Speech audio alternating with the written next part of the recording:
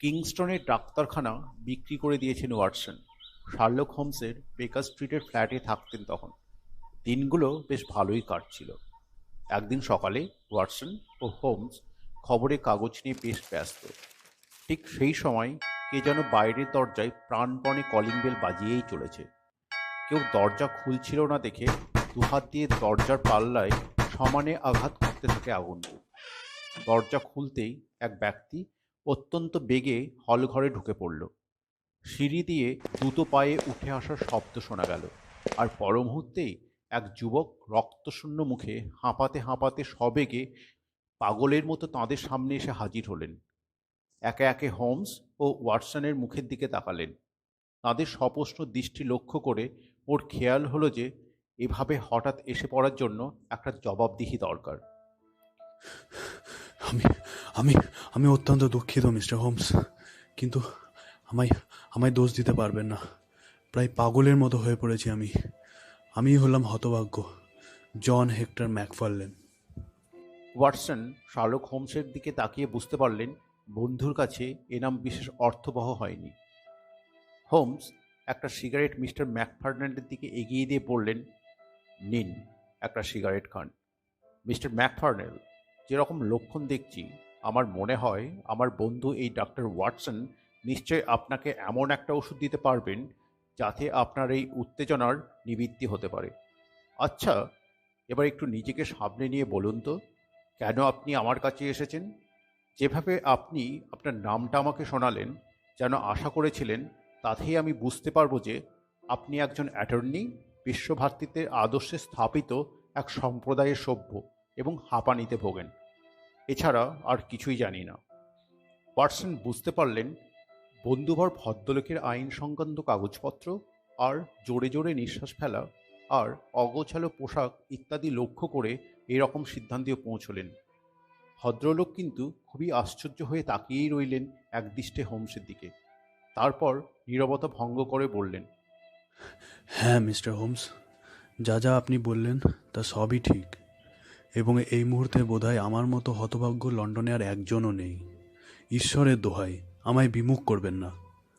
আমার কাহিনী শেষ করার আগেই যদি পুলিশ আমায় গ্রেপ্তার করতে আসে, তাহলে ওদের কাছে সময় চেয়ে নেবেন। সমস্ত খুলে বলবার পর আমি আনন্দের সঙ্গেই তখন জেলে যাব, কারণ জানবো যে বাইরে থেকে আপনি আমার পক্ষ নিয়ে কাজ করবেন। গ্রেপ্তার করবে আপনাকে? বাহ, এ তো ভারী চমৎকার। মানে কি অপরাধে আপনি গ্রেপ্তার হবেন বলে মনে করেন? লোয়ার নরউডের মিস্টার জোন্স ওল্ডেকারকে হত্যার অভিযোগে।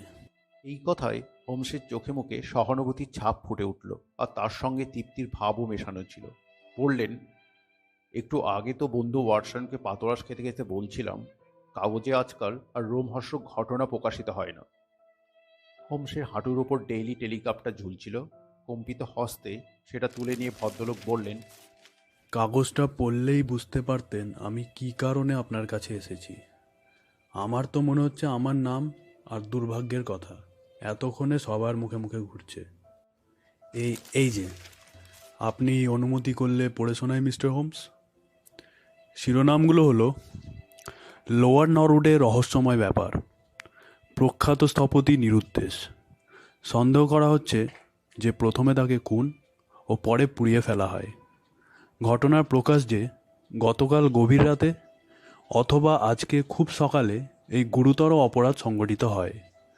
প্রখ্যাত স্থপতি মিস্টার জোনাস ওল্ডেকার বহুদিন ধরে এখানে বসবাস করে। সে ছিল অবিবাহিত, বয়স 52 মতো। ব্যবসা করে ভদ্রলোক বেশ পয়সা করেছিল। বর্তমানে সে অবসর নিলেও তার বাড়ির ডিপডিন হাউসের পিছনে একটা কাঠের কারখানা করেছিল।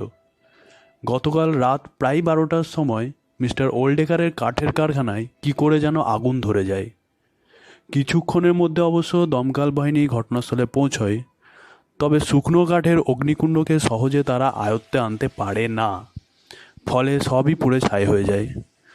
এই সূত্র ধরেই পুলিশ ইতিমধ্যে অগ্রসর হয়েছে মিস্টার হোমস, এবং সে সূত্র যে আমাকেই নির্দেশ করেছে তাতে বিন্দুমাত্র সন্দেহ নেই। এই খবরে আমার মায়ের বুক ফেটে যাবে। হাত মোচড়াতে লাগলেন ভদ্রলোক এই আশঙ্কায়। মনোযন্ত্রণায় পিছনে দুলতে লাগলেন বারবার। হোমস কৌতূহলী দৃষ্টিতে ভদ্রলোককে দেখতে লাগলেন। অপরাধী বলে পুলিশ যার পিছু নিয়েছে। ভদ্রলোকের স্বর্ণের রঙের চুল, সুন্দর চেহারা, ভয় পাওয়া নীল দুটি চোখ, মুখে দুর্বলতা ও সংবেদনশীলতার ছাপ। বয়স 27-এর মতো। পোশাক পরিচ্ছদ ও ভাবভঙ্গি ভদ্রলোকের মতোই। হালকা গ্রীষ্মকালীন ওভারকোটের পকেট থেকে বেরিয়ে আছে কিছু কাগজের অংশ, যা তাঁর জীবিকার পরিচয় দিচ্ছে। হোমস বললেন, ওই যেটুকু রয়েছে কাজে লাগানো যাক। তাহলে মাই ডিয়ার ওয়াটসন, কাগজটা থেকে পড়ো তো। ওয়াটসন বড় বড় হরফে শিরোনামের নিচে সাব হেডিং দেওয়া সংবাদের নিচের অংশ থেকে পড়তে শুরু করলেন। সকলেই আশ্চর্য হয়েছিল এই জেনে যে অগ্নিকাণ্ডের জায়গায় গৃহকর্তার অনুপস্থিতি কি একটা ঘটনা না দুর্ঘটনা। তদন্ত হয় এবং জানা যায় যে ভদ্রলোককে পাওয়া যাচ্ছে না। তার ঘর পরীক্ষা করে জানা যায় যে তার বিছানায় শয়নের কোনো চিহ্ন নেই। সেই ঘরের একটা আলমারি খোলা হয়েছে আর অনেক প্রয়োজনীয় কাগজপত্র ইতস্ততভাবে ছড়ানো। তাছাড়া এক মারাত্মক সংঘর্ষের চিহ্ন সেখানে স্পষ্ট। ঘরের এখানে ওখানে রক্তের চিহ্ন রয়েছে। একটা ওক কাঠের বেড়ানোর লাঠিও পাওয়া গিয়েছে। লাঠিটার হাতলে রক্তের চিহ্ন ছিল। জানা গেছে গভীর রাতে এক অতিথি শোবার ঘরে আসেন তাঁর সঙ্গে দেখা করার জন্য, এবং লাঠিটি তার বলেই শনাক্ত করা হয়েছে। এই আগন্তুক হলেন তরুণ অ্যাটর্নি জন হেক্টর ম্যাকফার্নেল। 426 নম্বর গ্রাহাম অ্যান্ড ম্যাকফার্নেল নামে এক ব্যবসার কনিষ্ঠ অংশীদার তিনি। পুলিশের কাছে এমন সব প্রমাণ আছে যাতে উক্ত ব্যক্তির এই অপরাধে যথেষ্ট স্বার্থ আছে, এবং এ থেকে যে কোনো বিশেষ রোমাঞ্চকর ঘটনা প্রকাশ পাবে এতে সন্দেহ নেই। আর কাগজ ছাপাতে যাওয়ার মুহূর্তে খবর আসে যে মিস্টার জন হেক্টর ম্যাকফার্নেলকে গ্রেপ্তার করা হয়েছে। অন্তত গ্রেপ্তারের জন্য ওয়ারেন্ট বের করা হয়েছে। নরউডের তদন্তে আরও কিছু বিশ্রী ঘটনা প্রকাশ পেয়েছে। হতভাগ্য ওল্ডেকারের ওখানে ধস্তাধস্তির চিহ্ন ছাড়াও জানা গিয়েছে যে শোবার ঘরের জানলাগুলো খোলা ছিল এবং কাঠের গাদার দিকে কোনো ভারী জিনিস টেনে নিয়ে যাওয়া হয়েছে। শেষ পর্যন্ত চারিদিকের পোড়া কাঠকয়লার মধ্যে দগ্ধাবশেষ কিছু পাওয়া গেছে। পুলিশের ধারণা সব ছড়িয়ে ফেলে মৃতদেহটা টানতে টানতে স্তূপের উপর ফেলা হয়েছে এবং তারপর সেই কাঠের স্তূপে আগুন দেওয়া হয়েছে। তদন্তের ভার দেওয়া হয়েছে স্কটল্যান্ড ইয়ার্ডের অভিজ্ঞ ইন্সপেক্টর মিস্টার লেস্ট্রেডের হাতে। চোখ বন্ধ করে আঙুলের ডগায় আঙুলের ডগা লাগিয়ে শার্লক হোমস এই সাধারণ ঘটনাটি শুনলেন। নিজস্ব অলস ভঙ্গিতে বললেন, বেশ আকর্ষণীয় ঘটনা, বৈশিষ্ট্যে সমুজ্জ্বল ঘটনাটি। আচ্ছা মিস্টার ম্যাকফার্নেল, আপনি এখনও কিভাবে গ্রেপ্তার এড়িয়ে আছেন? আমি থাকি বাবা মার সঙ্গে টরিংটন লজে, কিন্তু গতকাল অনেক রাতে মিস্টার ওল্ডেকারের সঙ্গে কাজ থাকায় আমি রাতটা কাটাই নরউড হোটেলে। সেখান থেকে আমার কর্মস্থলে চলে আসি। ট্রেনে ওঠার আগে এ ঘটনার কিছুই জানতাম না। কাগজে ঘটনাটি পড়ি, আর তখনই আমি আমার সামনে ভয়ঙ্কর বিপদের কথা অবগত হয়ে তাড়াতাড়ি আপনার কাছে চলে আসি। আমি নিঃসন্দেহে গ্রেপ্তার হব, হয় আমার শহরের অফিসে, না হয়তো আমার বাড়িতে। লন্ডন ব্রিজ স্টেশন থেকে একজন লোক আমার পিছু নেন এবং আমি নিশ্চিত জানি, হায় ভগবান, ও কি! কলিং বেলের জোর শব্দ, তারপরেই সিঁড়ি পেয়ে ওঠার ভারী পায়ের আওয়াজ। পর মুহূর্তেই হোমসের পুরনো বন্ধু মিস্টার লেস্ট্রেডকে দরজার সামনে দেখা গেল, আর তার সঙ্গে সঙ্গে দুজন সুসজ্জিত পুলিশকেও দেখা গেল। লেস্ট্রেড কর্কশ স্বরে ডাকলেন, মিস্টার জন হেক্টর ম্যাকফার্নেল। বেচারা মক্কেলটি উঠে দাঁড়ালেন। তার মুখ কাগজের মতো সাদা হয়ে গেল। লোয়ার নরউডের মিস্টার জোন্স ওল্ডেকারকে ঠান্ডা মাথায় খুন করার জন্য আমি আপনাকে গ্রেপ্তার করছি। হতাশভাবে মিস্টার ম্যাকফার্নেল হোমসের দিকে তাকালেন। তারপর এমনভাবে চেয়ারের উপর ধপ করে বসে পড়লেন যেন তার মাথায় আকাশ ভেঙে পড়েছে। হোমস বললেন, 1 মিনিট লেস্ট্রেড, আধ ঘন্টায় তোমার কি খুব অসুবিধা হবে? এইমাত্র ভদ্রলোক অত্যন্ত চিত্তাকর্ষক একটি কাহিনীর বর্ণনা করতে যাচ্ছিলেন, যা শুনলে মামলাটা সম্বন্ধে একটা পরিষ্কার ধারণা করা সম্ভব হবে। কিন্তু পরিষ্কার ধারণার ব্যাপারে তো অসুবিধা কিছু হচ্ছে না। তাহলেও যদি অনুমতি করো তাহলে ব্যাপারটা শুনি, আমার প্রচুর কৌতূহল হচ্ছে। দেখুন মিস্টার হোমস, আপনার কথা না শোনা আমাদের পক্ষে কঠিন। আগে 2-1 মামলায় আমরা আপনার সাহায্য নিয়েছি। স্কটল্যান্ড ইয়ার্ডে আমরা কয়েকটা ব্যাপারে আপনার উপর কৃতজ্ঞ, কিন্তু তাহলেও আমি আমার কয়েদির কাছাকাছি থাকব এবং তাকে এই বলে সাবধান করে দেব যে যা কিছু তিনি বলবেন, প্রয়োজন বোধে তা সাক্ষ্য হিসাবে তার বিরুদ্ধে ব্যবহার করা যাবে। ম্যাকফার্নেল এবার আশ্বস্ত হয়ে মুখ খুললেন, বললেন, এর চেয়ে বেশি কিছু আমি আশা করি না। আমি শুধু এই চাই যে আপনারা আমার বিবৃতি শুনে সঠিক ঘটনা সম্বন্ধে অবহিত হন। ঘড়ির দিকে তাকিয়ে লেস্ট্রেড বললেন, 8 ঘন্টা সময় আমি আপনাকে দিতে পারি। প্রথমেই বলি, মিস্টার জোন্স ওল্ডেকারের সম্বন্ধে আমার কিছুই জানা ছিল না। তার নাম আমি শুনেছিলাম, কারণ বহু বছর আগে আমার বাবা মায়ের সঙ্গে তার পরিচয় ছিল। পরে যোগাযোগ ছিন্ন হয়ে যায়। তাই যখন কাল বেলা 3টে নাগাদ তিনি আমার অফিসে এসেছিলেন, অত্যন্ত আশ্চর্য হয়েছিলাম আমি। এবং আরও আশ্চর্য হয়েছিলাম যখন তিনি তার আগমনের কারণটা জানালেন। একটা নোটবুকের কিছু হাতে লেখা কাগজ তার হাতে ছিল। এই যে, এগুলো তিনি আমার টেবিলের ওপর রাখলেন। মিস্টার ওল্ডেকার বললেন, এই হলো আমার উইল, ম্যাকফার্নেল। এগুলো তুমি আইনসঙ্গতভাবে তৈরি করো, এক্ষুনি আমার সামনে বসে। লেখাটা নকল করতে গিয়ে চমকে উঠলাম। দেখলাম যে সামান্য কিছু বাদ দিয়ে তার সমস্ত সম্পত্তি তিনি আমাকে দিয়ে দিচ্ছেন উইলের মাধ্যমে। আর চোখে তাকিয়ে দেখি, তীক্ষ্ণ চোখে তিনি এমনভাবে আমার দিকে তাকিয়ে আছেন যেন বেশ মজা পাচ্ছেন। উইলের শর্তগুলো পড়ে তো আমার বিশ্বাসই হচ্ছিল না যে আমি সুস্থ আছি। তিনি আমাকে বুঝিয়ে দিলেন তিনি তার স্থাবর অস্থাবর সম্পত্তি সৎ পাত্রে দিতে পেরে তৃপ্তি পেলেন। কোনো রকমে আমতা আমতা করে তাকে ধন্যবাদ জানালাম। আইনসঙ্গতভাবে উইলটা তৈরি হলো, সইসাবুদও হয়ে গেল। সাক্ষী হলো আমার কেরানি। এই যে উইলটা, নীল কাগজে, আর এই কাগজগুলো তার খসড়া। তারপর মিস্টার জোডাস ওল্ডেকার বললেন, অনেকগুলো দলিলপত্র আছে, যেমন বাড়ির লিজ, মালিকানার কাগজপত্র, বন্ধকি ইত্যাদি। সেগুলো আমার দেখে শুনে বুঝে নেওয়া দরকার। মিস্টার ওল্ডেকার বারবার বলতে লাগলেন, যতক্ষণ না সব চুকে বুকে যাচ্ছে ততক্ষণ উনি মনে শান্তি পাচ্ছেন না। সেই জন্যে আমায় অনেক করে অনুরোধ করলেন যেন সেই রাতেই আমি নরউডে তার ওখানে যাই, উইলটা ঠিকমতো তৈরি করে সমস্ত বন্দোবস্ত করে, এবং সব বন্দোবস্ত পাকা হওয়ার আগে আমার বাবা মাকে এ সম্বন্ধে যেন একটি কথাও না বলি। অর্থাৎ তাদের তিনি একেবারে চমকে দিতে চান আর কি। এ কাউকে না জানানোর ব্যাপারটা তিনি আমাকে দিয়ে প্রতিজ্ঞা করিয়ে নিলেন। বুঝতেই পারছেন মিস্টার হোমস, কোনো কিছু প্রত্যাখ্যান করা তখন আমার পক্ষে সম্ভব ছিল না। আমার এমন উপকার করেছেন তিনি, তার ইচ্ছা মতো কাজ করাই আমার এখন কর্তব্য। তাই বাড়িতে টেলিগ্রাম করে জানিয়ে দিলাম বিশেষ কাজে আটকে পড়েছি, ফিরতে কত রাত হবে বলতে পারি না। মিস্টার ওল্ডেকার বলেছিলেন তার ইচ্ছে আমি তার সঙ্গে নৈশাহার করি রাত 9টায়, কারণ তার আগে হয়তো তিনি নাও ফিরতে পারেন। বাড়িটা খুঁজে পেতে অবশ্য একটু, তাই ওখানে পৌঁছতে 8 ঘন্টার মতো দেরি হয়ে গিয়েছিল। গিয়ে দেখি হোমস মাঝপথে বাধা দিয়ে বললেন, দরজাটা কে খুলেছিল? বোধহয় তার গৃহকর্ত্রী। এবং সেই মহিলাটি গিয়ে তাকে আমার নাম জানাতেই আমার ভেতরে আসবার অনুমতি হলো।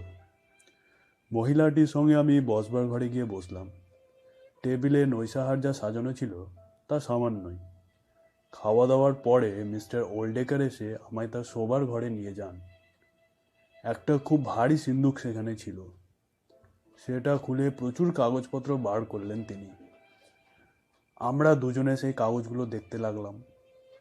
কাজ শেষ হলো তখন রাত প্রায় 12টা। বললেন গৃহকর্ত্রীকে তিনি আর বিরক্ত করতে চান না, তাই জানলা দিয়ে আমায় বেরিয়ে যেতে বললেন। জানলাটা খোলাই ছিল সমস্তক্ষণ। জানলার শার্সি কি নামানো ছিল?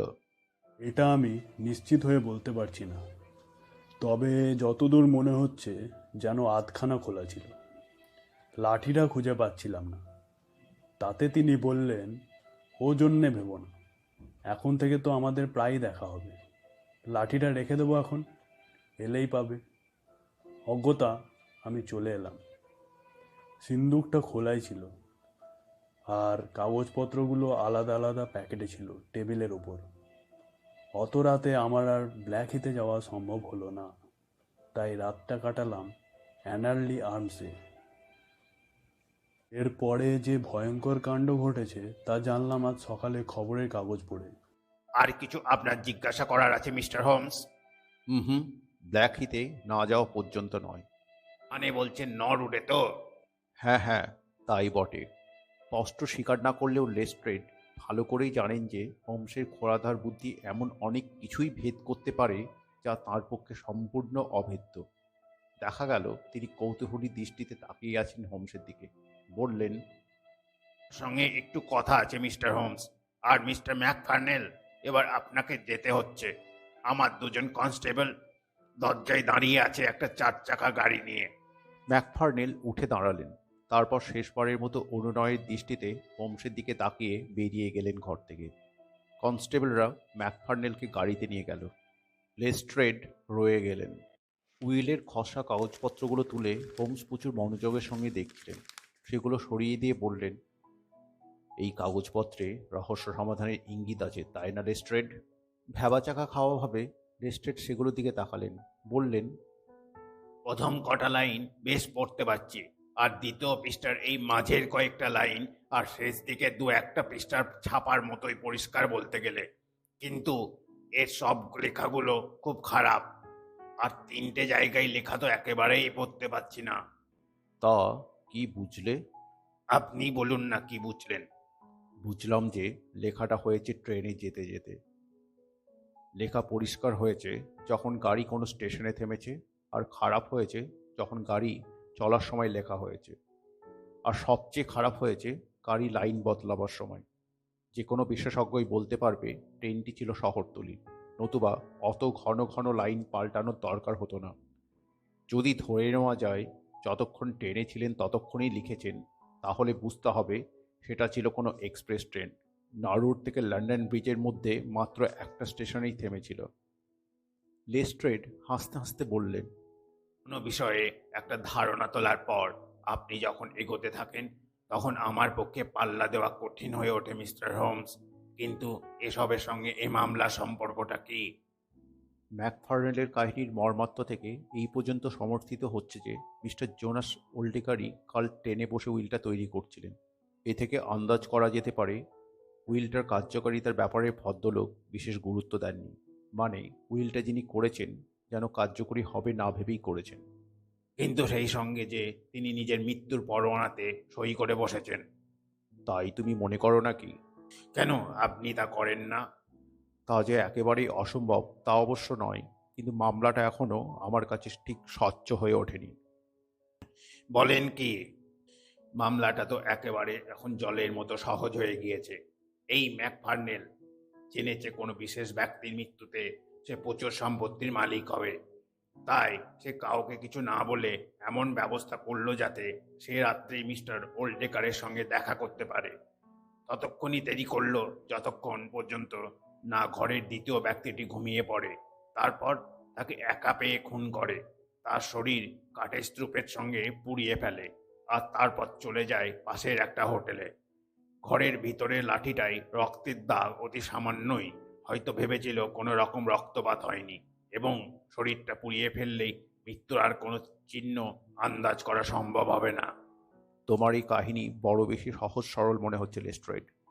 তোমার যেসব গুণ আছে তার সঙ্গে তুমি এক ফোঁটা কল্পনাও যোগ করো না, এই হলো তোমার দোষ। ধরো মুহূর্তের জন্য তুমি ওই ম্যাকফার্নেলের মতো অবস্থায় পড়েছ। যে রাত্রে উইলটা তৈরি হলো সেই রাতেই কি তাহলে হত্যা করবে? দুটো ঘটনার মধ্যে এরকম ঘনিষ্ঠ একটা সম্বন্ধ রেখে দেওয়াটা কি বিপদের সম্ভাবনা হবে না? তাছাড়া এমনই একটা সময় কি তুমি ওদের বাড়ি যাবে যখন আরও একজনের পক্ষে সেই খবরটা জানা সম্ভব হয়েছে? মানে আমি বলতে চাইছি, ভিত্তটিই তো দরজা খুলে দিয়েছে, তাই তো? চিন্তা করো, এবং শেষ পর্যন্ত শরীরটাকে সরিয়ে ফেলার ব্যাপারে তুমি এত কাণ্ড করলে, কিন্তু লাঠিটা সেখানে ফেলে আসবে জানিয়ে দেবার জন্য যে তুমি হচ্ছে অপরাধী। স্বীকার তোমাকে করতেই হবে যে ব্যাপারটা স্বাভাবিক হলো না। লেস্ট্রেড লাঠিটার প্রসঙ্গ আসতেই বললেন, মিস্টার হোমস, আমরা তো জানি যে অপরাধী অনেক সময় প্রচুর তাড়াহুড়ো করে এমন অনেক কিছু করে ফেলে। এমন নজির তো আমাদের অনেক আছে। অপরাধী হয়তো পুনরায় ও ঘরে যেতে ভয় পেয়েছিল বা বাধা পেয়েছিল। আর একটা কথা আমার মনে হচ্ছে মিস্টার হোমস, যতদূর জানি কাগজপত্র কিছুই খোয়া যায়নি, এবং বন্দিই হলো একমাত্র ব্যক্তি যার ওগুলো হাত করার কোনো কারণ নেই, যেহেতু সেই উত্তরাধিকারী হতে চলেছে, এমনিতেই পেয়ে যাবে সমস্ত কিছু। লেস্ট্রেডের এই মন্তব্যটি যেন হোমসের মনে লেগে গেল। তিনি বললেন, অবশ্যই এটা ঠিক। সাক্ষ্য প্রমাণ যা পেয়েছি তা তোমার মনের মতোই হচ্ছে। তবে আমি যা বলতে চাইছি তা এই আসল ব্যাপারটা অন্যরকম হওয়াও অসম্ভব নয়। যা বলেছ যথাসময়ে ঠিক জানা যাবে। আচ্ছা, আপাতত বিদায়। আজই এক সময় নরউডে গিয়ে দেখে আসবো তুমি কতদূর এগিয়েছ। লেস্ট্রেড চলে গেলে হোমস উঠে পড়ে যা যা কাজ আছে সেজন্য তৈরি হতে লাগলেন। হাবভাব দেখে মনে হলো বেশ মনের মতো কাজ পেয়েছেন। মাই ডিয়ার ওয়াটসন বলতে বলতেই হোমস তাড়াতাড়ি জামাটা গলিয়ে নিয়ে বললেন, আমার প্রথম কাজ এখন হবে ব্ল্যাকহিথের পথে রওনা হওয়া। কারণ দেখা যাচ্ছে একটা ঘটনার ঠিক পিছনেই আর একটা ঘটনা ঘটে গিয়েছে, আর পুলিশের ভুল হচ্ছে দ্বিতীয় ঘটনার ওপরেই মনোসংযোগ করা, কারণ সেটাই আসলে অপরাধের ঘটনা। কিন্তু এক্ষেত্রে স্পষ্টই দেখা যাচ্ছে প্রথম ঘটনার উপর আলোকপাতের পরে দ্বিতীয় ঘটনায় যাওয়াটাই যুক্তিযুক্ত। প্রথম ঘটনাটা হলো এই অদ্ভুত উইলটা। যে এই উইলের বলে উপকৃত হতে চলেছিল তার কাছে ব্যাপারটা সম্পূর্ণ অপ্রত্যাশিত। এ ব্যাপারে আলোকপাত হলে হয়তো তখন পরবর্তী ঘটনার রহস্য সহজ হয়ে আসবে। তা এ ব্যাপারে তোমার সাহায্য করার কিছু নেই। বিপদের কোনো ঝুঁকি নেই। থাকলে তোমায় না নিয়ে বেরোবার কথা চিন্তাই করতাম না, মাই ডিয়ার ওয়াটসন। আশা করছি সন্ধেবেলায় দেখা হলে তোমায় বলতে পারবো যে এই আমার আশ্রিত ম্যাকফার্নারের জন্য কিছু করতে পেরেছি কিনা। অনেক রাত করে হোমস ফিরলেন। ওয়াটসন তার মুখের দিকে তাকিয়েই বুঝতে পারলেন অনেক আশা নিয়ে গেলেও তাকে ব্যর্থ মনোরথ হয়েই ফিরতে হয়েছে। ঘণ্টাখানেক ধরে নিজের ঘরে বসে একঘেয়ে সুরে বেহালা বাজিয়ে চললেন। এইভাবে হোমস মনের চঞ্চল ভাব দূর করে থাকেন। তারপর বেহালাটা রেখে দিয়ে শান্তস্বরে ওয়াটসনের কাছে হঠাৎই তার কাহিনী সবিস্তারে বর্ণনা শুরু করলেন। হোমস আক্ষেপ করে বলতে লাগলেন, খুব বড় মুখ করে লেস্ট্রেডকে বলেছিলাম, কিন্তু এখন যা দেখছি ও ঠিক পথেই ধরেছে। আমারই ভুল হচ্ছে। মিলছে না, একেবারেই মিলছে না, মাই ডিয়ার ওয়াটসন। আমার মন একদিকে নির্দেশ দিচ্ছে আর ঘটনার নির্দেশ হচ্ছে একেবারেই অন্যদিকে। ব্রিটেনের জুরিরা এখন বুদ্ধিমত্তার সেই উচ্চ পর্যায়ে ওঠেনি যে লেস্ট্রেডের তথ্যের উপর আমার অনুমানকে বড় করে দেখবে। ওয়াটসন জিজ্ঞাসা করলেন, ব্ল্যাকহিথে গিয়েছিলে? গিয়েছিলাম, এবং বেশি সময় লাগলো যা জানতে যে মৃত ওল্ডেকার লোকটি আসলে একটি এক নম্বরের শয়তান। ম্যাকফার্নেলের বাবা ছেলের খোঁজে বেরিয়েছেন আর মা বাড়িতে বসে ভয়ে আর ঘৃণায় কাঁপছেন। তিনি ছেলের অপরাধের সম্ভাবনাটা একেবারেই বাতিল করে দিলেন। ওল্ডেকারের মৃত্যুতে তিনি কোনো বিস্ময় বা দুঃখ প্রকাশ করলেন না, বরং তার সম্বন্ধে এমনই সব তিক্ত মন্তব্য করলেন যে নিজের অজান্তেই পুলিশের মামলায় সাহায্য করলেন। কারণ মায়ের এই মনোভাবের কথা যদি ছেলের জানা থাকে তাহলে তো ওল্ডেকারের উপর তার জিজ্ঞাসাবৃত্তি বাড়াবাড়িরই কথা। ভদ্রমহিলা বললেন, মানুষের থেকে বরং ধূর্ত শয়তান বা বাঁদরের সঙ্গে ওল্ডেকারের মিল বেশি। ছেলেবেলা থেকেই ওকে জানতাম। ও আমাকে বিয়ে করতেও চেয়েছিল। ওর সঙ্গে আমার বাগদানও হয়ে গেছিল মিস্টার হোমস। একদিন শুনলাম ও একটা পাখির খাঁচার মধ্যে বেড়াল ছেড়ে দেয়। এই নিষ্ঠুরতার পরিচয় পেয়ে আমি এমন আতঙ্কিত হয়ে উঠেছিলাম যে সঙ্গে সঙ্গে তার সঙ্গে সব রকম সম্পর্ক ছেদ করেছিলাম। ঈশ্বরের আশীর্বাদে আমি যাকে বিয়ে করেছি সে ওর মতো ধনী না হলেও অনেক অনেক গুণে ভালো। আর আমার বিয়ের দিন সকালে সে আমার একটা ফটোকে ছুরি দিয়ে ক্ষত বিক্ষত করে আমার কাছে পাঠায়। এই দেখুন সেই ক্ষত বিক্ষত ফটোটা। যাই হোক, এখন তিনি আপনাকে ক্ষমা করেছেন। না হলে কি আপনার ছেলেকে তার সমস্ত বিষয় সম্পত্তি উইল করে লিখে দিয়ে যেতেন? না, ওল্ডেকারের কোনো সম্পত্তি আমার বা আমার ছেলের দরকার নেই। ঈশ্বর আছেন মিস্টার হোমস, তিনিই শাস্তি দিয়েছেন ওকে, এবং তিনিই যথাসময়ে দেখিয়ে দেবেন যে তাঁর মৃত্যুতে আমার ছেলের কোনো হাত নেই। আরও কিছুক্ষণ জেরা করার পরও এমন কিছু জানা গেল যা হোমসের মতে তার মক্কেলের বিরুদ্ধেই যাচ্ছিল। তাই হোমস হতাশ হয়ে তখনই নরউডে চলে গেলেন। সেখানে গিয়ে দেখলেন আধুনিক ধরনের মস্ত বাড়িটার সামনের লনে লরেলের একটা ঝাড় রয়েছে। এর ডান দিকে রাস্তা থেকে খানিকটা ভিতরে একটা কাঠের গাদা। আগুনটা এখানেই লেগেছিল। বাঁ দিকের জানলাটা খুলে ওল্ডেকারের ঘর দেখা যায়। সেখানে লেস্ট্রেড তার একজন প্রধান কনস্টেবলকে রেখে গিয়েছিল। পোড়া কাঠের গোলার ছাই কাদার মধ্যে যে কিছু রং পোড়া ধাতব চাকতিও পাওয়া গিয়েছিল, হোমস সেগুলো ভালো করে পরীক্ষা করে বুঝলেন প্যান্টের বোতাম ছাড়া আর কিছু না। একটা চাকতির মধ্যে হায়ামস নামে ওল্ডেকারের এক দর্জির নাম খোদাই করা ছিল। হোমস লক্ষ্য করলেন পুলিশের ধারণার সঙ্গে সমস্তই চমৎকারভাবে মিলে যাচ্ছে। গুঁড়ি মেরে উঠোনটা পরীক্ষা করছিলেন তিনি। অগাস্টের রোদ তার পিঠে পড়ছে। ঘণ্টাখানিক পরে সেখানেও হতাশ হয়ে হোমস তখন গেলেন ওল্ডেকারের শোবার ঘরে। এখানে ভালো করে পরীক্ষা করে দেখলেন রক্তের দাগ অত্যন্ত অস্পষ্ট। লাঠিটা যে ম্যাকফার্নেলের সেটা হোমস নিশ্চিত হলেন। কার্পেটের ওপর দুজন মানুষের পায়ের ছাপ বোঝা যায়, কিন্তু তৃতীয় কোনো পায়ের ছাপ নেই ব্যাপারটাও পুলিশের সপক্ষে যাবে। পুলিশের তরফে সাক্ষ্য প্রমাণ কমেই পুঞ্জীভূত হয়ে চলেছে, অথচ হোমস এখনও একই অন্ধকারে রইলেন। আলমারির তাকগুলো পরীক্ষা করে দেখলেন এবার হোমস। জিনিসপত্র সব বের করে টেবিলের ওপর জড়ো করে রাখা হয়েছে। কাগজগুলো ছিল আলাদা আলাদা খামে সিলমোহর করা। তার দু একটা পুলিশ খুলে পরীক্ষা করেছে। সেগুলো খুব মূল্যবান বলে মনে হয়নি।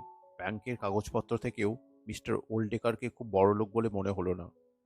কিছু দলিলের উল্লেখ ছিল যেগুলো অবশ্য হোমস দেখতে পেলেন না, এবং মনে করলেন এই দলিলগুলোই হয়তো বেশি দামি। হোমস ভাবলেন, এটা যদি ঠিকভাবে প্রমাণ করতে পারা যায় তাহলে লেস্ট্রেডের নিজেরই যুক্তি তার বিরুদ্ধে প্রয়োগ করা যেতে পারে, কারণ যে জিনিস সে পেতেই চলেছে কেন তা চুরি করতে যাবে। সমস্ত কিছু পরীক্ষা করেও নির্ভরযোগ্য কোনো সূত্র না পেয়ে হোমস এবার গৃহকর্ত্রীর সঙ্গে দেখা করলেন। গৃহকর্ত্রী মিসেস লেক্সিংটন ছোটখাটো, কম কথার মানুষ, বাঁকা চোখে সন্দেহের দৃষ্টি। তার কাছ থেকে অনেক চেষ্টা করে হোমস কোনো কথা বের করতে পারলেন না।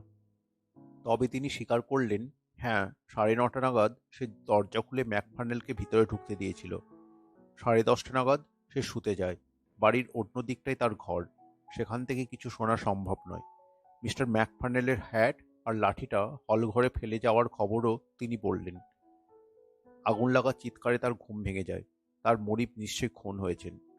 হোমস যখন মিসেস লেক্সিংটনকে জিজ্ঞাসা করলেন তার কোনো শত্রু ছিল কিনা, তখন তিনি উত্তরে বললেন, আগে শত্রু কার না থাকে, তবে মিস্টার ওল্ডেকার বিশেষ মিশুকে ছিলেন না।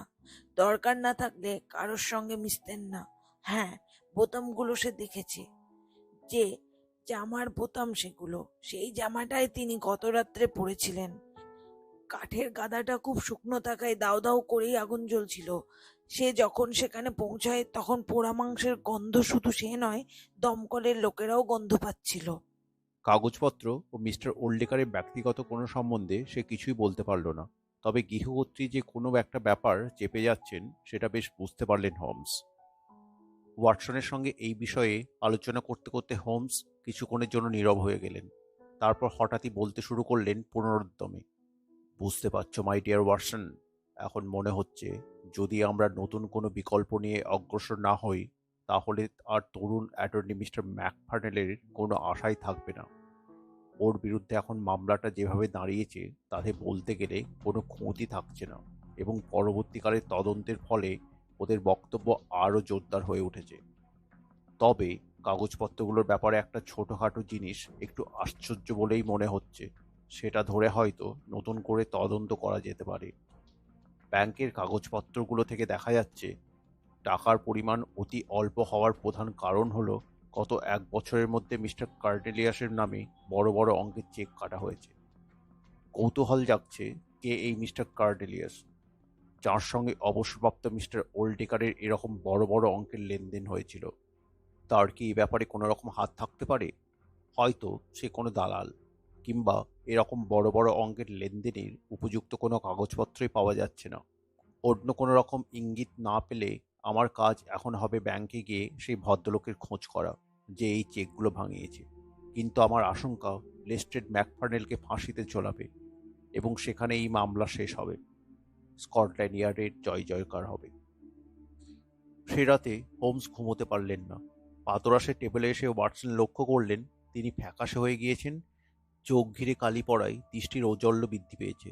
আর ঘিরে কার্পেটটা পোড়া সিগারেটের টুকরোই টুকরোই আর ছড়ানো কাগজে ভর্তি। টেবিলের উপর একটা খোলা টেলিগ্রাম। টেলিগ্রামটা ওয়াটসনের দিকে এগিয়ে দিয়ে হোমস বললেন, কি বুঝতে পারছো বলো? নরউড থেকে আসা টেলিগ্রামটা ওয়াটসন পড়তে লাগলেন। গুরুত্বপূর্ণ নতুন সাক্ষ্য প্রমাণ, ম্যাকফার্নেলের অপরাধ নিঃসন্দেহে প্রমাণিত, মামলা ছেড়ে দিন, লেস্ট্রেড। হোমস বললেন, ব্যাপারটা গুরুতরই মনে হচ্ছে।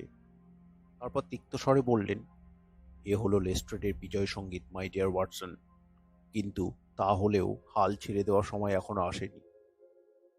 তাড়াতাড়ি পাতোরা সেরে নাও, মাই ডিয়ার ওয়াটসন। তারপর চলো দুজনে যাই, দেখি কি করতে পারি। মনে হচ্ছে তোমার সাহচর্য আর নৈতিক সমর্থন আজ আমার বড় বেশি দরকার। হোমস নিজে পাতরাস করলেন না। এটা তাঁর বরাবরের অভ্যেস এই যে বিশেষ উত্তেজনার সময় তিনি কিছুই খেতেন না। ওয়াটসন বরাবরই লক্ষ্য করে এসেছেন, ক্লান্তিতে একেবারে অবসন্ন হয়ে না পড়া পর্যন্ত তার লৌহ কঠিন শক্তি পুরোপুরি বজায় থাকে।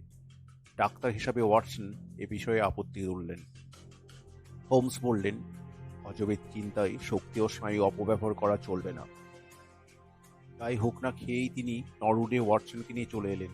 আর গেট খুলতেই লেস্ট্রেড এসে দেখা করলেন। হাসি হাসি মুখে এবং তীর্যক স্বরে বললেন, মিস্টার হোমস, প্রমাণ করতে পারলেন কি যে আমরা ভুল পথে চলেছি? পেলেন আপনার রাস্তা সেই অপরাধীকে? না, এখনো কোনো সিদ্ধান্তে পৌঁছাতে পারিনি। আমরা পুলিশরা কিন্তু কালই সিদ্ধান্তে পৌঁছে গিয়েছিলাম, এবং আজ আবার তার উপর প্রমাণ হয়েছে যে সে সিদ্ধান্ত নির্ভুল। সুতরাং নিশ্চয়ই স্বীকার করবেন, অন্তত এবারের মতো আমরা আপনার থেকে একটু এগিয়ে আছি। কি বলেন? আমরা যেমন চাই না, তেমনি আপনিও নিশ্চয় হার মানতে চান না। কি বলেন ডাক্তার ওয়াটসন? আসুন, জন ম্যাকফার্নেলি যে অপরাধী তার অকাট্য প্রমাণ আপনাদের দেখাচ্ছি। তার পিছু পিছু গিয়ে হোমসরা পিছনের একটা অন্ধকার ঘরে গিয়ে পৌঁছালেন। লেস্ট্রেড বললেন, হত্যা করার পর ম্যাকফার্নেল নিশ্চয়ই এখানে এসেছিলেন হ্যাটটা নিতে। আচ্ছা, এবার দেখুন তো। প্রচুর নাটকীয়তার সঙ্গে তিনি একটা হঠাৎ দেশলাই জ্বাললেন। সেই আলোয় সাদা চুনকাম করা দেওয়ালে একটা রক্তের দাগ চোখে পড়ল। দেশলাই কাঠিটা আরও কাছে নিয়ে গেলে দেখা গেল সেটা কেবলমাত্র দাগ নয়, স্পষ্টতই একটা আঙুলের ছাপ ওটা। আতস কাঁচ নিয়ে এটা একটু পরীক্ষা করে দেখুন তো মিস্টার হোমস। হ্যাঁ, দেখছি। আপনি তো জানেন মিস্টার হোমস, দুজনের বুড়ো আঙুলের ছাপ অবিকল একরকম হয় না। এবার এই ছাপটার সঙ্গে ম্যাকফার্নেলের ডান হাতের বুড়ো আঙুলের এই মোমের ছাপটা মিলিয়ে দেখুন তো। এটা আজ সকালে আমার আদেশে নেওয়া হয়েছে। মোমের ছাপটা রক্তের ছাপের কাছে রাখতে আর আতস কাঁচের দরকার হলো না। নিঃসন্দেহে বোঝা গেল দুটো একই হাতের। এই প্রমাণের উপরে আর কথা বলা চলে না। হোমস ও ওয়াটসন এক বাক্যে স্বীকার করলেন, হ্যাঁ, ঠিকই বটে। ওয়াটসন এবার হোমসের দিকে তাকিয়ে বুঝতে পারলেন, হোমস যেন ভিতরে ভিতরে আনন্দে অধীর হয়ে উঠেছেন। চোখ দুটো জ্বলছে দুটো তারার মতো। মনে হলো হাসির একটা প্রচণ্ড দমক চেপে রাখবার প্রবল চেষ্টা করতে হচ্ছে তাকে। শেষ পর্যন্ত বলে উঠলেন, আশ্চর্য ব্যাপার, এমনটি কে ভেবেছিল? মানুষকে দেখে কত সহজেই না আমরা ভুল করি। অমন সুন্দর চেহারা, দেখা যাচ্ছে নিজেদের বিচার বুদ্ধির ওপরেও আর আস্থা রাখা যাচ্ছে না। কি বলো লেস্ট্রেড? ভাগ্যিস সে হ্যাটটা নিতে এসে ডান হাতের বুড়ো আঙুলটা ওখানে রেখেছিল। লোকটা ভাব প্রকাশে শান্ত হলেও প্রচণ্ড উত্তেজনা চেপে রাখার প্রবল চেষ্টায় যেন তার সমস্ত শরীর পাকিয়ে পাকিয়ে উঠছে। আচ্ছা লেস্ট্রেড, এই চমৎকার আবিষ্কারটা কার? মিসেস লেক্সিংটনই এটার উপর রাতের প্রহরীর দৃষ্টি আকর্ষণ করে। কোথায় ছিল আপনার কনস্টেবল? যেখানে খুন হয় সেই শোবার ঘরটা এসেছিল, যাতে কেউ কোনো কিছুতে হাত না দেয়। পুলিশ এটা কেন দেখতে পায়নি? মানে হল ঘরটা তেমন ভালো করে লক্ষ্য করার কারণ ছিল না। তাছাড়া দেখতে পাচ্ছেনই তো, সহজে চোখে পড়বে এমন জায়গা ওটা নয়। তা অবশ্য নয়। আচ্ছা, তাহলে অবশ্যই দাগটা কাল ওখানে ছিল, তাই তো? এ কথায় যেভাবে লেস্ট্রেড হোমসের দিকে তাকালেন, তাতে হয়তো তার মনে হলো হোমসের নিশ্চয়ই মাথা খারাপ হয়ে গিয়েছে। বলতে কি, তাঁর এই প্রচ্ছন্ন খুশির ভাব আর এই অদ্ভুত মন্তব্য শুনে ওয়াটসনও খুব বিস্মিত হলেন। জানি না আপনি কি বলতে চান, যে কাল রাতে ম্যাকফার্নেল কয়েদখানা থেকে এসে ওটা করে গিয়েছে তার বিরুদ্ধে প্রমাণটা জোরদার করার উদ্দেশ্যে? পৃথিবীতে যে কোনো বিশেষজ্ঞই বলবে যে এ দাগ নিশ্চয় ম্যাকফার্নেলের। হ্যাঁ, এ দাগ ম্যাকফার্নেলের, তাতে কোনো সন্দেহ নেই। ব্যাস, আপনি যে স্বীকার করেছেন এটাই যথেষ্ট। আমি কাজ বুঝি মিস্টার হোমস। প্রমাণ পেলে সিদ্ধান্তে পৌঁছাতে দেরি করি না। আমি এখন পাশের ওই বসার ঘরে বসে রিপোর্ট লিখতে বসছি। আর কিছু বলার থাকলে আপনি গিয়ে বলতে পারেন। ইতিমধ্যে হোমস নিজেকে সম্পূর্ণ সামলে নিয়েছেন। ওই চোখে কৌতূহলের ঝিলিক তখনও মাঝে মাঝে লক্ষ্য করছিলেন ডক্টর ওয়াটসন। ওই দুঃখের ব্যাপার মাই ডিয়ার ওয়াটসন, কিন্তু তবুও দু একটা বিশেষ জিনিসের জন্যে এখনও আমি আমার মক্কেলের ব্যাপারে একেবারে হতাশ হচ্ছি না। ভারী ভালো লাগলো শুনে, কিন্তু আমার তো মনে হয় আর কোনো আশাই নেই। অতটা ঠিক নয় মাই ডিয়ার ওয়াটসন। যে ব্যাপারটাই লেস্ট্রেড এত গুরুত্ব দিচ্ছে তাতে একটা মস্ত গলদ রয়ে গিয়েছে। কাল যখন আমি হলঘরটা পরীক্ষা করি তখনও দাগটা ওখানে ছিল না। আচ্ছা চলো, একটু রোদে ঘুরে আসি। হোমসরা বাগানে চলে এলেন। প্রচুর কৌতূহলের সঙ্গে হোমস বাড়িটা লক্ষ্য করতে লাগলেন চারিদিকে। তারপর বাড়ির ভিতরে প্রবেশ করে মাটির নিচের ঘর থেকে চিলেকোঠা পর্যন্ত সমস্ত বাড়িটা ঘুরলেন। বেশিরভাগ ঘরই আসবাবহীন, কিন্তু তাহলেও খুঁটিয়ে খুঁটিয়ে পরীক্ষা করতে লাগলেন হোমস। শেষ পর্যন্ত আবার খুশির আবেগে ভরপুর হয়ে উঠলেন। এই হোমস মন্তব্য করলেন, কয়েকটা ব্যাপারে এই মামলা স্বাতন্ত্র্যের দাবি রাখে। এবার লেস্ট্রেড আমাদের উপরে ও খুব চোটপাট নিয়েছে বটে, তবে আমার ধারণা সত্য হলে হয়তো আমরাও উল্টে ওর ওপর চোটপাট নিতে পারবো। হোমস রিপোর্ট লেখায় রত লেস্ট্রেডকে থামতে বললেন, একটু বেশি তাড়াতাড়ি হয়ে যাচ্ছে না কি? আমি তো মনে করতে পারছি না যে তোমার সাক্ষ্য প্রমাণ এর মধ্যেই সম্পূর্ণ হয়েছে। লেস্ট্রেড হোমসকে ভালো করেই জানতেন, তাই কথাটা উড়িয়ে দিতে পারলেন না। কলম নামিয়ে রেখে কৌতূহলের দৃষ্টিতে হোমসের দিকে তাকালেন এবং বললেন, কি বলতে চান মিস্টার হোমস? বলতে চাই, এ মামলার একজন অত্যন্ত প্রয়োজনীয় সাক্ষী আছে যাকে তুমি পরীক্ষা করনি। দেখাতে পারেন তাকে? তাহলে দেখান তো। তিনজন কনস্টেবল হলঘরে এসে হাজির হলো। বাইরের ঘরটায় প্রচুর খড় আছে, তা থেকে দুটো বান্ডিল নিয়ে এসো। যে সাক্ষীকে আমি হাজির করতে চাই তার ব্যাপারে কাজটা অত্যন্ত গুরুত্বপূর্ণ।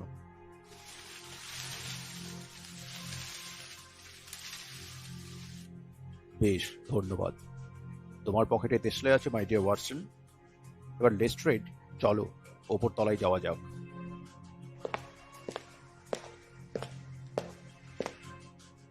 খালি ঘরের সামনে একটা চওড়া বারান্দায় সকালে এসে দাঁড়ালেন। এই বারান্দার এক প্রান্তে তিনি ওয়াটসন ও লেস্ট্রেডকে দাঁড় করিয়ে দিলেন। কনস্টেবলরা দাঁত বের করে হাসছিল, আর যেভাবে লেস্ট্রেড হোমসের দিকে তাকিয়ে আছেন তাতে বিস্ময়, প্রত্যাশা আর বিদ্রুপ পরপর তার উপর দিয়ে খেলে চলেছে। আর এমনভাবে হোমস ওয়াটসনদের দিকে তাকালেন যেন কোনো জাদুকর ম্যাজিক দেখাতে চলেছেন। একজন কনস্টেবলকে দিয়ে 2 বালতি জল আনিয়ে নেবে লেস্ট্রেড। খড়গুলো এখানে রাখো, দুদিকের দেওয়াল থেকে খানিকটা তফাতে। ব্যাস, এবার আমরা প্রস্তুত। ইতিমধ্যে লেস্ট্রেডের চোখ দুটো লাল হতে শুরু করেছে। অত্যন্ত ক্রুদ্ধ হয়ে উঠেছেন তিনি। তিনি বলে উঠলেন, জানি না আপনি আমাদের নিয়ে খেলা করছেন কিনা। এসব বাজে ব্যাপারগুলো না করেও তো আপনি আপনার বক্তব্যটা প্রকাশ করতে পারতেন। বিশ্বাস করো লেস্ট্রেড, যা কিছু করছি সবেরই পিছনে চমৎকার যুক্তি আছে। হয়তো তোমার মনে আছে, কয়েক ঘন্টা আগে তুমি যখন টিটকিরি দিচ্ছিলে তখন ভাগ্যসূর্য ছিল তোমার পক্ষে। সুতরাং এখন যদি আমি কিছু আড়ম্বর করি নিশ্চয়ই তুমি আপত্তি করবে না। ওই জানলাটা খুলে দেবে ওয়াটসন, তারপর ওই ঘরে আগুন ধরিয়ে দাও। ওয়াটসন সেই মতো করলেন। হাওয়াতে ধোঁয়াটা চলল, বারান্দা বেয়ে শুকনো খড় জ্বলে উঠল। এবার দেখতে হবে আমরা এই সাক্ষীকে পাই কিনা। এসো সবাই মিলে চিৎকার করে উঠি, আগুন আগুন আগুন! 1, 2, 3। আগুন আগুন আগুন আগুন! আরো একবার সবাই মিলে, আগুন আগুন আগুন! আগুন! শব্দ চারিদিকে চারিদিকে গমগম করতে লাগলো। নরউডের সব জায়গা থেকেই ওই আওয়াজ শোনা যাচ্ছিল। আওয়াজটা থেমেছে কি না থেমেছে এমন সময় এক আশ্চর্য ঘটনা ঘটে গেল। বারান্দার একপাশে যে জায়গাটা নীরের দেওয়াল বলে মনে হচ্ছিল, সেখান থেকে একটা ছোটখাটো মানুষ বেরিয়ে এলো। হোমস সোল্লাসে বলে উঠলেন, চমৎকার চমৎকার!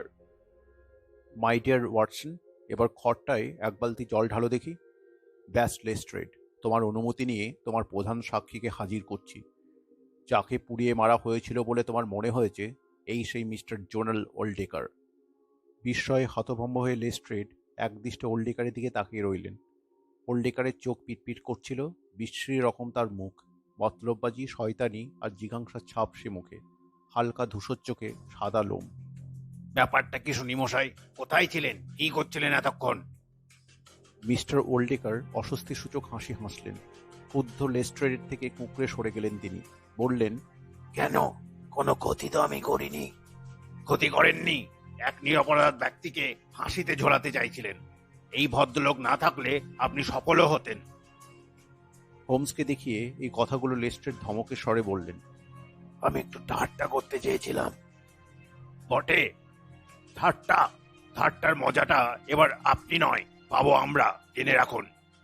তারপর কনস্টেবলকে হুকুম করলেন, একে বসবার ঘরে নিয়ে যাও, আমি যাচ্ছি। ওরা চলে গেলে লেস্ট্রেড সবিনয়ে হোমসকে উদ্দেশ্য করে বললেন, মিস্টার হোমস, কনস্টেবলদের সামনে বলতে সংকোচ হচ্ছিল। এখন আপনি ও ডক্টর ওয়াটসনের কাছে অকপটে স্বীকার করছি, আপনি এ পর্যন্ত যত রহস্যের কিনারা করেছেন, এ সবার চেয়ে সেরা হলো এটা। অবশ্য এখন আমি জানি না কিভাবে আপনি এটা সমাধান করলেন। এক নিরীহ ব্যক্তির প্রাণ বাঁচিয়ে তাকে কলঙ্ক মুক্ত করেছেন। তা না হলে পুলিশ মহলে আমার সুনাম একেবারে মাটিতে মিশে যেত।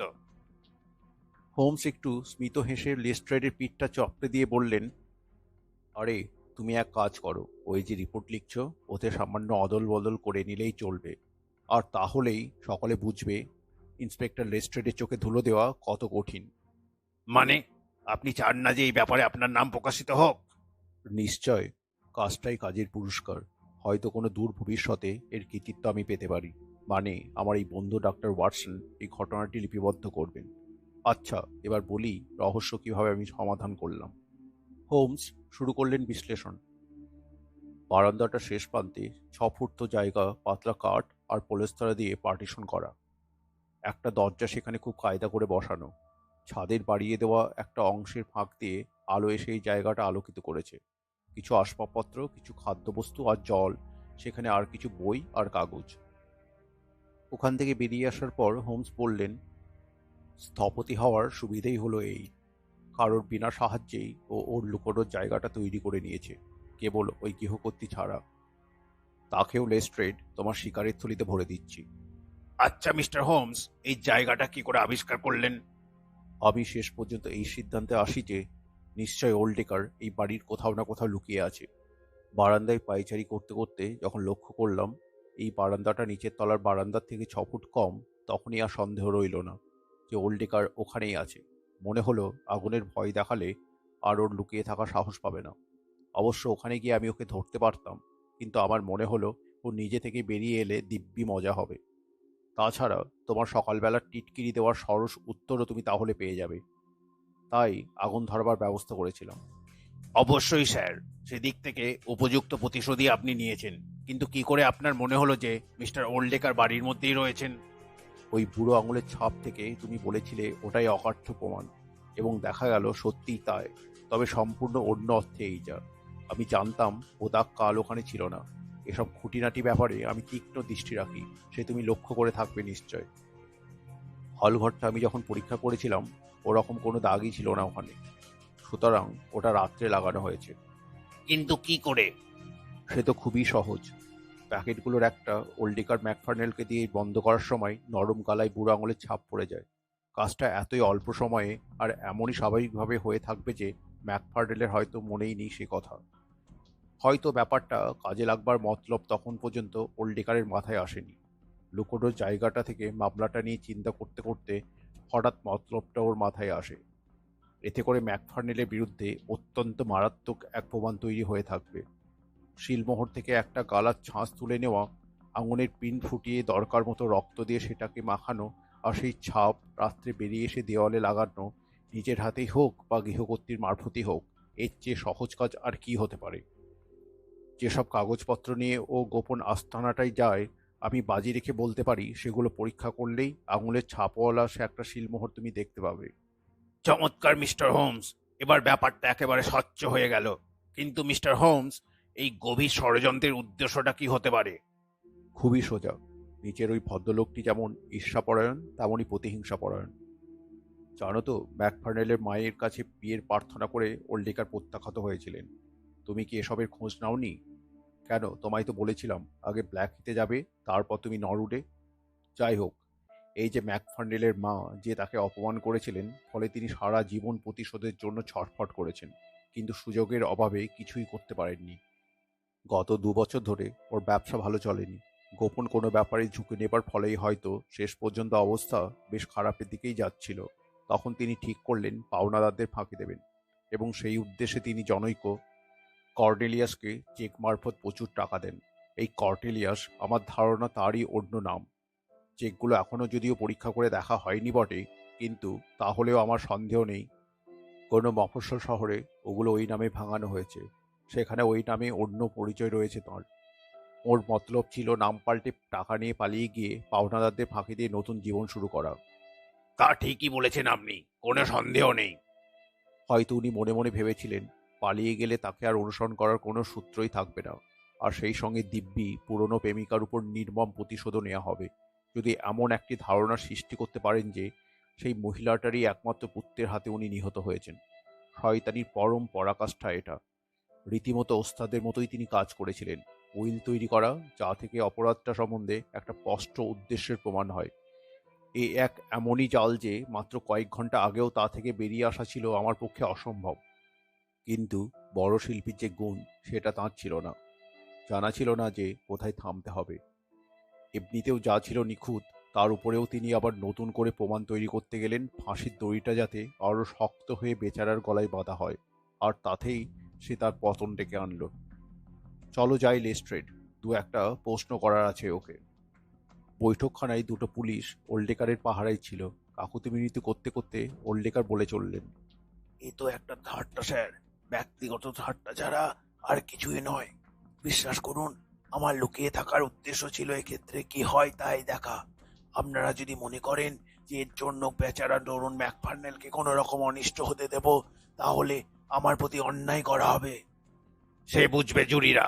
আপাতত আমরা আপনাকে অন্তত ষড়যন্ত্রের অভিযোগে গ্রেপ্তার করছি। এবার আপনি দেখবেন আপনার পাওনাদাররা মিস্টার কর্নেলিয়াসের ব্যাংকের টাকা আটকে দিয়েছেন। চমকে উঠলেন বেঁটে খাটো লোকটি। ক্রুর দৃষ্টিতে হোমসের দিকে তাকিয়ে বললেন, ধন্যবাদ পাওনা হয়েছে আপনার। এই ঋণ আমি একদিন শোধ করে দেব, জানবেন। হোমস হেসে উঠে বললেন, বেশ কয়েক বছরের জন্যই এখন আপনাকে বিশেষ কাজে ব্যস্ত থাকতে হবে। ভালো কথা। কাঠের গাদায় আপনার পুরনো প্যান্ট ছাড়াও আর কি আপনি ফেলেছিলেন? কোনো মরা কুকুর, না খরগোশ, না অন্য কিছু? ওল্ডেকারকে নিরুত্তর দেখে হোমস ওয়াটসনকে বললেন, মাই ডিয়ার ওয়াটসন, আবার তো মনে হয় খরগোশ। তুমি যখন এই ঘটনার বিবরণ লিপিবদ্ধ করবে, তখন খরগোশের কথাই উল্লেখ করবে।